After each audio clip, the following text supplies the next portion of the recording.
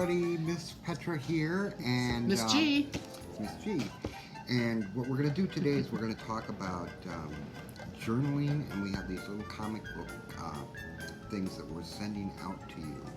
And you'll be getting those pretty soon because we're going to pack them up with some food and everything else on what, Tuesday? Yeah, on Tuesday, but Wednesday, Wednesday. When do they get them? Well, you'll get your packages, activity packages on Wednesday, and part of the art kit is, and I'm going to show it right here. This is going to be this is what you will get, as well as some colored pencils, as part of your this week's activity. And this is actually a really cool thing because inside of this comic book, it actually has. You can hold it even closer so you can see the lines. See the lines here.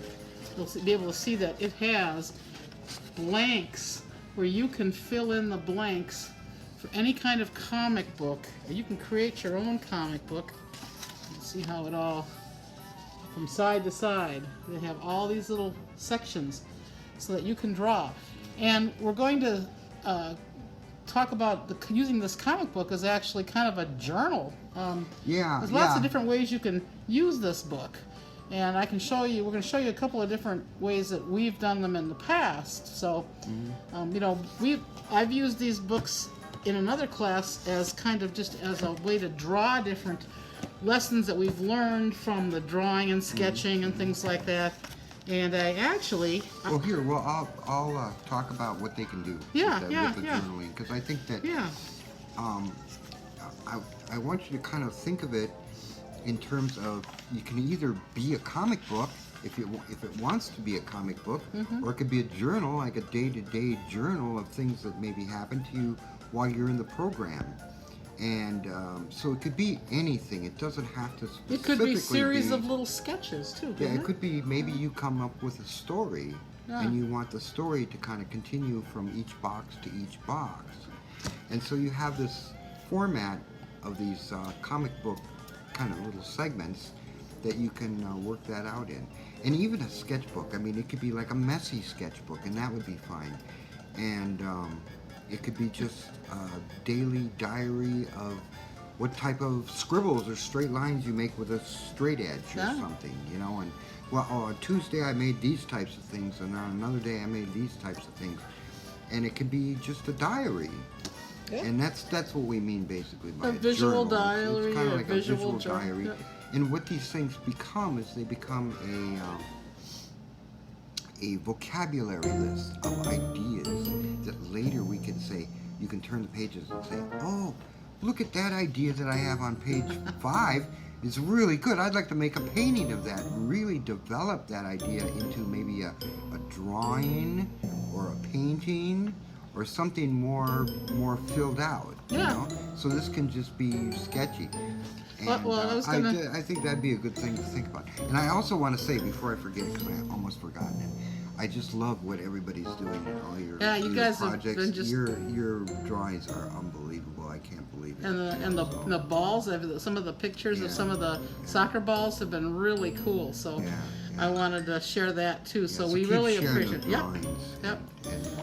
Well, wonderful. This is kind of what I did with an older comic book. I'm still working on it. It's kind of it was just a silly thing.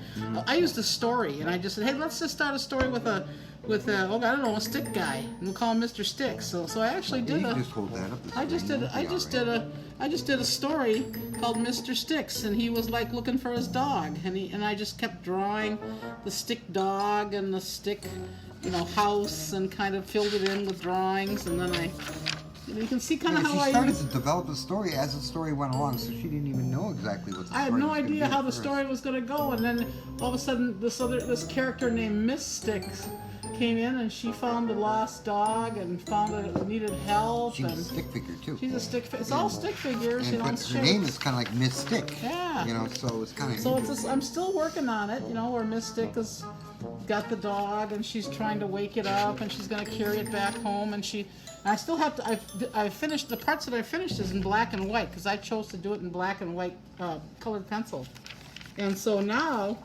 I'm going to, I draw it in regular pencil first, and then that's why I can erase it. Darkens it in. Then I darken it in. So that's kind of how I'm doing. Let me show you something really cool in her book.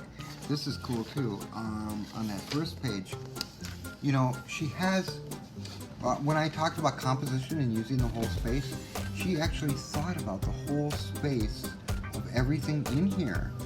And so, like the little black shape here kind of balances off with this shape up here, and little words balance off words over here. And so she's moving you around this whole space also.